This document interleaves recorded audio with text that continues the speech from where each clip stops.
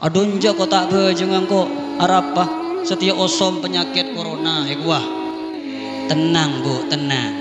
Sebab apa? Gusti Kanjeng Nabi Muhammad sallallahu alaihi wasallam pernah ada Bu, Fatihatul Kitab dawaun min kulli da. Fatihah nekah bisa dadi suatu tambah kaangkui ke semuanya penyakit. Thank you. Selama panjenengan ki bisa maca Fatihah, panjenengan ki bisa maca alhamdulillah sampai waladhdallin, insyaallah penyakit nebene kejauh dari badan kaulaban panjenengan. Amin Allahumma.